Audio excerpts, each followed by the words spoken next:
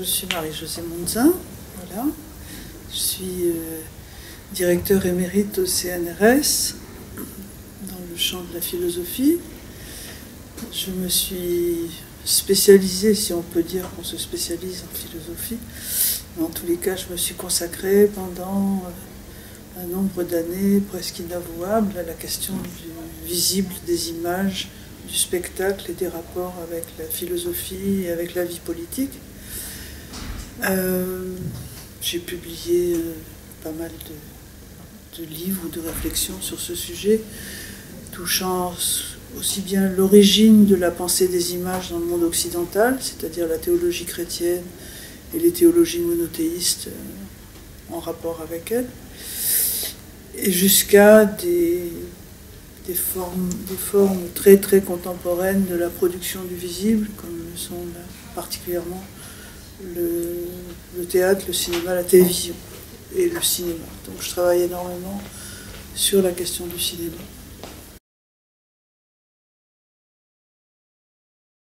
Donc ce soir, je vais parler, j'ai intitulé mon intervention de façon un peu souriante, l'image zonarde, sachant qu'en français, le mot désigne plutôt ceux qui habitent des terrains vagues, les SDF, les sans domicile fixe, donc, et ceux qui n'occupent aucun territoire, même ceux qui sont exclus.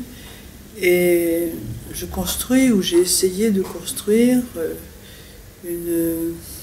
pas une théorie du tout, mais une sorte de ce que j'appelle une fiction constituante, c'est de considérer les opérations imageantes et toute opération de création par voie de conséquence comme des opérations zonardes, c'est-à-dire à la fois clandestines, subversives, irrepérables, travaillant dans le brouillage des identités et des genres, et donc permettant d'élaborer au moins des promesses de révolution, des promesses de changement, de transformation du monde, dans une sorte de fraternité entre ce qui est exclu et ce qui va faire bouger les choses. Voilà. Donc cette image zonarde, je vais essayer de la défendre dans le vaste territoire qu'occupe l'histoire entre les pères de l'Église et Marcel Duchamp. Ça fait un grand écart. Ma vision sur l'Espagne et Madrid, ce serait beaucoup dire. Je n'y viens pas assez souvent ni assez longuement, mais je suis quand même en fraternité de culture. Je viens d'Afrique du Nord et l'Espagne est pour moi un point d'articulation important dans ma propre histoire entre le monde européen, le monde français et le monde arabe. Déjà à ce titre, l'Espagne me touche infiniment.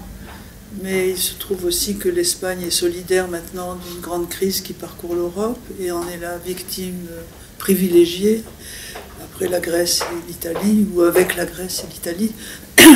Et en ce sens, l'Espagne est une sorte de laboratoire de ce qui nous fait souffrir aujourd'hui, mais de laboratoire aussi de ce que cette crise provoque d'indignation. Donc j'ai été touchée par la ténacité des indignados à Madrid et parfois ailleurs. Mais à Madrid, on en a entendu beaucoup parler. Donc l'Espagne est toute proche, toute proche. Je regrette simplement de ne pas... Je comprends la langue, je peux la lire, mais je ne peux pas la parler, faute de m'en servir. Mais c'est au cœur d'un monde latin, d'un monde arabe, d'un monde qui touche tous les monothéismes. Je suis moi-même d'origine juive et l'Espagne est à la fois un lieu de douleur historique pour les uns et pour les autres, mais aussi de cohabitation intense et culturelle du plus haut niveau.